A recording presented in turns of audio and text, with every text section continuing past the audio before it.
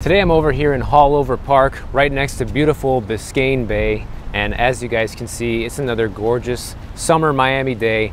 And I was debating back and forth whether or not I wanted to make this video, but I decided I would. And right away I'm going to ask you guys, if you think this is important, if you like the video, make sure you do drop the video a like and consider subscribing to the channel. It will help tremendously. Hopefully this is information that a lot of people will think is important and want to see shared with as many people as possible.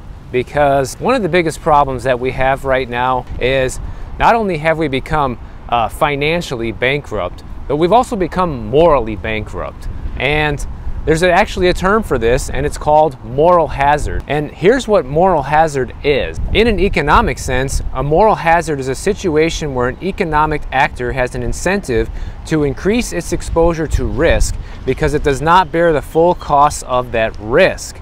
For example, when a corporation is insured, it might take on higher risk knowing that its insurance will pay the associated costs.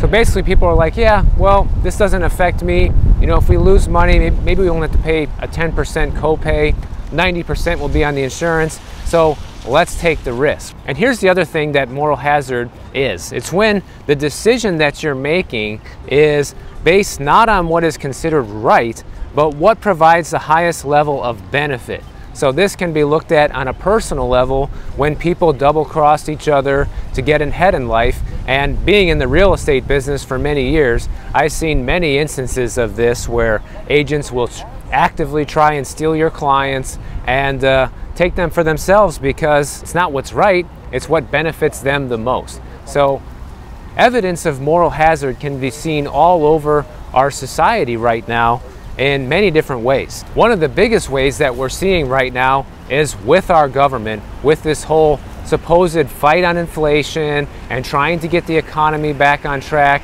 and the things that they're doing, like for example, they just raised the debt ceiling, right? So who's taking on the real risk there? Not the federal government, not the people that work at the government. They're still going to get their salaries, and of course their cost of living increases on their pay, but who's really taking on the additional risk? Us and future generations of Americans that are going to be on the hook for paying that debt back. They have no care in the world whether or not they raise the debt ceiling. You know, they're going to do whatever is good for their political career and what makes them look like somewhat of a hero. We have so many examples right now of our government kicking the can down the road in so many different ways. They had all these moratoriums in place during the pandemic where people didn't have to pay rent, people didn't have to pay mortgages, people didn't have to pay for student loan debt. And now that all of that is being reversed, so many people are panicking and complaining they can't afford it because of inflation and everything's too expensive now. Once again, going back to moral hazard, they kick the can down the road and put these moratoriums or pauses in place at whose risk? Your risk, not their risk. They're not in risk of anything. They're going to get their money. They're going to make sure mortgages get paid. If they don't, then you'll get foreclosed on. If you don't pay student loan debt, it will follow you to your grave and beyond, and your estate will be on the hook for that debt. The debt ceiling debt is debt that we have no control over, that we don't even get a say-so in, that they just get to raise this, and we're on the hook for paying this, and your grandchildren are going to be on the hook for paying this.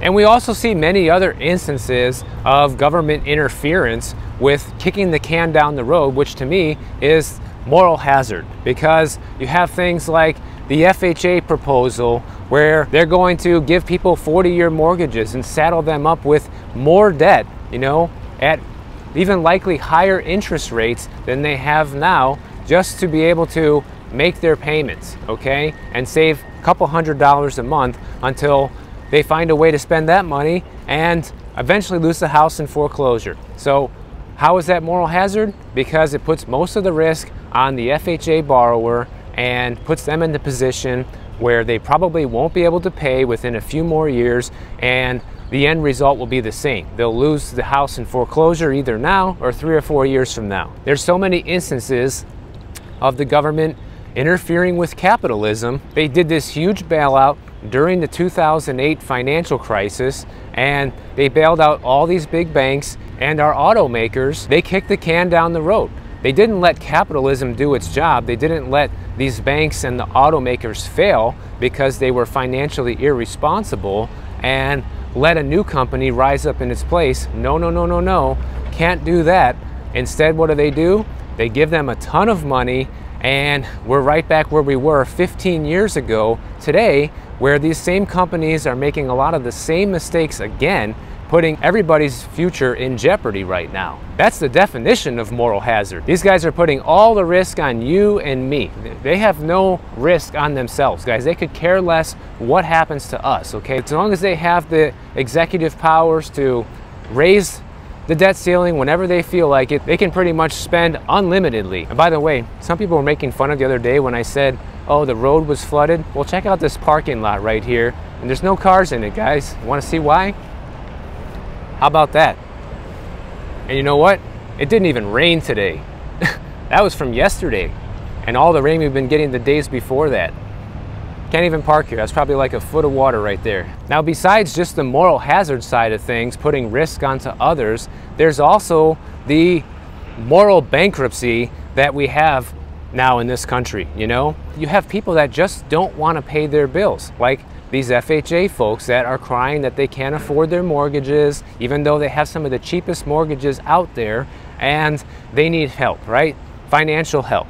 You have the student loan forgiveness. People are begging to get this $20,000 Biden forgiveness, and they don't want to pay back the money they borrowed. They feel entitled to where, oh, well, so many other people got this money, so I should get it too. Now, I understand the fairness aspect of that, but it's not about fair. It's about everybody wanting something for nothing now. That's the real problem with everything. You guys see the color of this water today?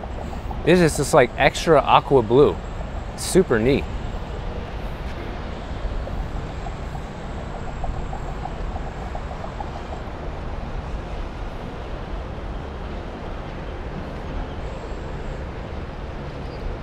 You know, this is reflected in people's borrowing habits too. We've recently seen credit card debt climb to unprecedented levels, nearing $1 trillion recently. So people are borrowing to the hilt with everything, and it's not just credit card debt. We also have HELOC loans at 12-year highs right now, meaning that people are borrowing against their homes like crazy just because they can, guys. What are they doing with the money? I don't know. Some people are just pulling the money out and saying, well, I will keep it there in case I need it because I have the equity now, and maybe I won't need it. Okay, fine. Well, maybe that makes sense. But you know, a lot of people don't have that sort of discipline. When you put money in people's hands or their pockets, it just burns a hole right through it, and you just have to spend it. That's how a lot of people are with money, and that's reflected in people's spending patterns and how much people are in debt right now. I mean, just looking at the credit card debt, that tells you everything you need to know about Americans' mentalities towards spending money. They basically think that, you know, I don't need to have the money for anything because I have a credit card or I have a HELOC loan and I'll worry about paying for it later, or better yet, maybe I'll file bankruptcy and find a way to get out of paying all of this altogether. You know, that seems to be the status quo on the way people handle things right now. And that is the definition of being morally bankrupt, if you ask me. And I know this isn't my typical type of video that I make, guys, but this has just been something that's really been bothering me lately, and I just wanted to get it off my chest. So if you are enjoying it, please make sure you do like the video and share it with family or friends or anybody who you think needs to hear this, because I'm just trying to spread awareness on something that I think is really important right now. Now, here's another example of people not caring about others right now. You have executive bonuses and CEO salaries right now that are roughly 300 times what employees make, okay? So you have CEOs at all these companies that make 300 times what the average employee makes, and 50 years ago it was more like 15, 30 times more, but now it has increased by tenfold to the point where, you know, it's just so far beyond reality. You know, we have these insurance companies that have been going out of business and going insolvent. Companies like Bed Bath & Beyond going bankrupt and going insolvent, but yet their executives had taken massive bonuses right before the failure. And same thing with Silicon Valley Bank and all these other things, you know. Everybody knows they're on the sinking ship, but they have the inside information, so they say, hey, why don't we just pull all the money out of this thing as much as we can and let everybody else, the average Joe who knows nothing about what's happening right now, take the fall for everyone else. That is, once again, the definition of moral hazard. These people show no care or no regard for what happens to you. They could care less.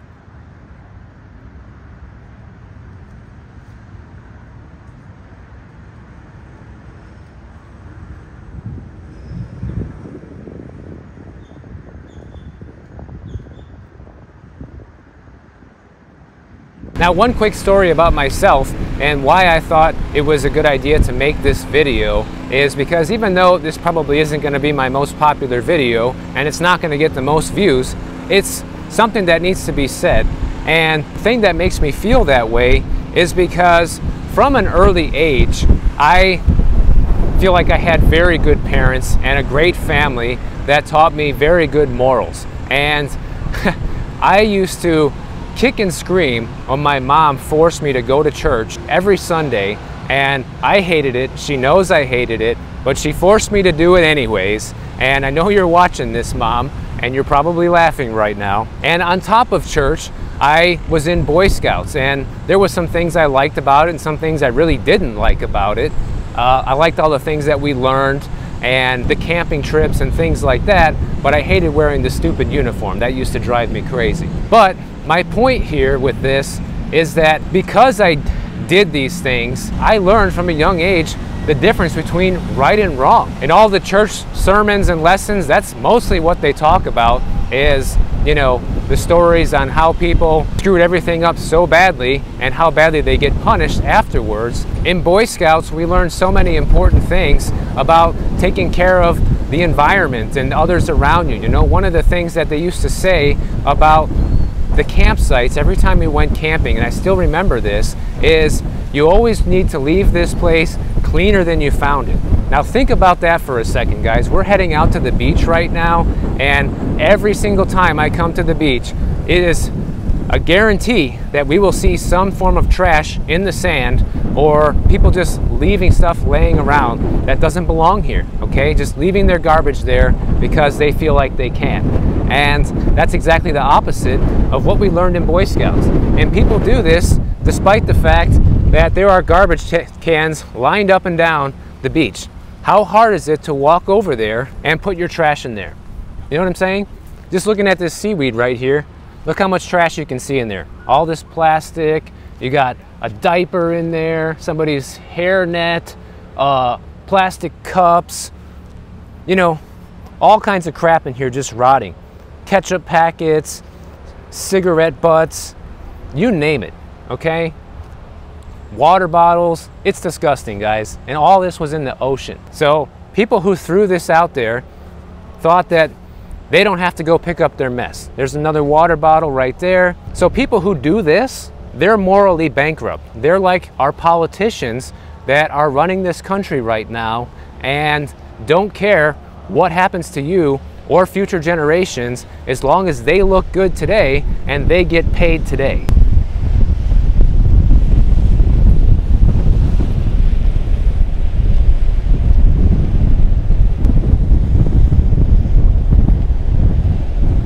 And I'm not claiming that I'm perfect or I've never done anything bad in my life, because that could not be further from the truth. Have I thrown cigarette butts out the window when I used to smoke cigarettes like an idiot? Yes, I have. Have I done a few things that I wish I wouldn't have done that might have hurt others? Yes.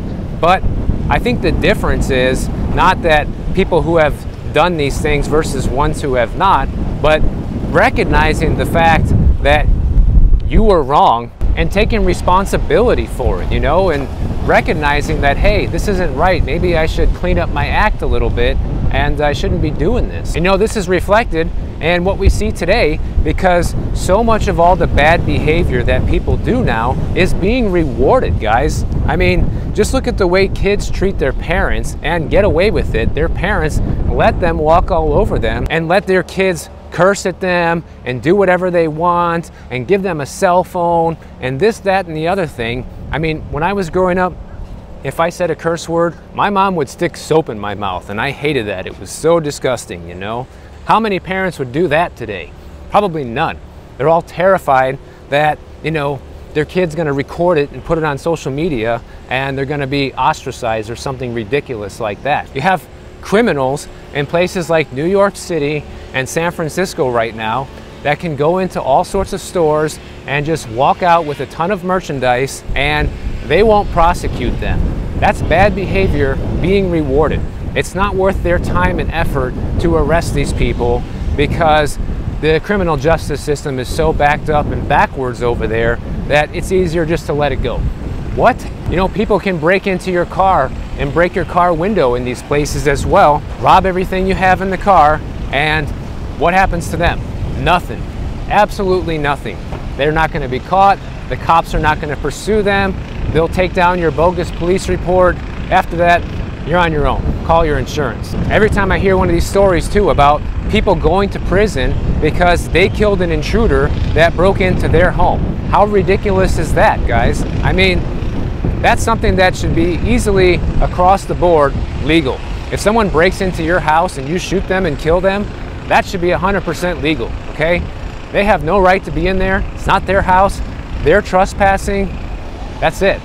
And I know we have laws like that here in Florida that protect homeowners, but a lot of other states don't. A lot of other states don't have these stand your ground laws and that sort of protection.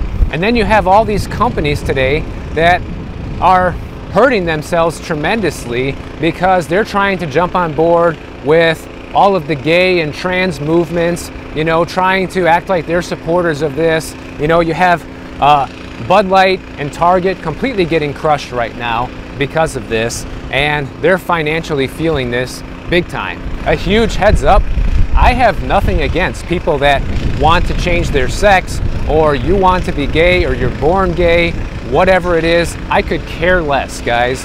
But I think a line needs to be drawn where this is not something that needs to be promoted, okay? They don't promote straight movements, you know? You don't walk into Target and see the straight section. Oh, these clothes are for straight guys and there's another section for gay guys. No, right? So why does there need to be a trans kids section? There doesn't need to be. And that's why people are revolting against companies like Target and Bud Light, because what you're really seeing with this is not hate or bigotry. You're seeing the people who do have some morality left protest against these companies, guys. Like, you want to be trans? Fine. But you don't have to hire somebody to promote your beer who's trans in order to appeal to a trans audience, you know? Especially if that's not even their core demographic. Same thing with Target, you know? How many trans kids do they have? You know what I'm saying? Like, this is such a small segment of the population that they're trying to appeal to try to look like the good guy and be everybody's best friend, when in reality, all they're doing is making a fool of themselves, because even though this is a reality of the world that we live in, most people don't want this to be out in the open, guys. They don't want their kids to be exposed to this stuff. You know, they're trying to teach kids about these things in school when they're 6 years old, you know? What kid needs to know the difference between pronouns and, you know, being gay or straight or lesbian or whatever when you're 6 years old? They don't. No kid needs to know about that. But yet you have a bunch of schools trying to promote this, and the reason these companies are hurting is because the people who do have any sort of morality left are voting with their wallets and saying, you know what, I'm not going to buy Bud Light anymore. You know what, I'm not going to shop at Target anymore. You guys are doing something that I'm against, and I'm not going to support it. So good for the people who are doing that. It's starting to rain right now, so luckily I just got underneath this huge bridge.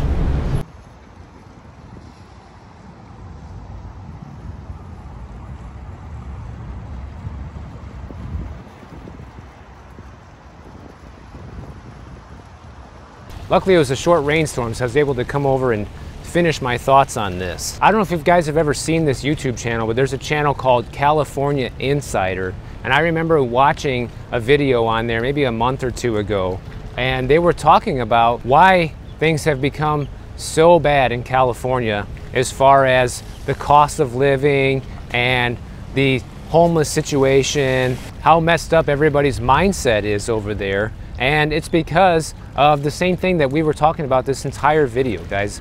Moral bankruptcy, moral hazard. You know, people don't have morals anymore, and people don't know left from right or right from wrong because they're not being taught that from a young age. And when you're not taught the difference between right and wrong at a young age, and you grow up, you know, you're more likely to do things that are bad. Okay, that's what, as simple as that. In simple terms, that's what it's coming down to. I'm not saying California is a terrible place. In fact, I love California, okay? I'm gonna be spending time there this summer, and there are some great places to visit over there and, you know, get away from a lot of the madness. But the fact of the matter is, you have certain cities like San Francisco, for example, that is not punishing criminals, guys. It's pushing so many people away. You even had recently the big hotel in downtown San Francisco, the Hilton and the Park 55, saying that we're out of here. You know, business is slow. No one's coming here and visiting anymore because it's so dangerous that we're out of here. So this is like a big warning and a preview of what the rest of the country could look like if we follow in these footsteps. If you want to be like San Francisco, then implement a lot of these policies and make crime legal, and this is what you're going to get all over the place. So this should be a big wake-up call and a big warning of what exactly not to do right now in order to fix things. So my biggest concern is, are enough people going to realize this before it's too late? Are enough people going to start teaching their children the right thing and taking the phone away and forcing them to learn things and get outside and learn some real world skills instead of just spend all day on TikTok? You know, like, that's going to be the make or break point of if things are going to get better or not. You know, where's the future generation going to go? What are they going to do about this? Because this is going to be their problem in another 20 years from now, you know? So what are they going to do about it? Are they going to think it's normal? Or are they going to say, this is so horrible that we need to fix this? You know what I'm saying? Like, I guess we'll find out. But the problem is, this could go either way right now. So I think we're on very thin ice right now as a country and really worldwide. And I'm hoping this is going to be reversed sooner than later, guys. But, you know, these trends take a long time to turn themselves around. And I feel like it's probably just going to have to get a whole lot worse before it does get better. That just seems the way it goes in history. So we'll see. If you guys enjoyed this video, make sure you click the bell notification down below. YouTube will alert you every time I post a new video. And if you don't want to wait, check out my next one on the screen right over here. And I'll see you in the next one.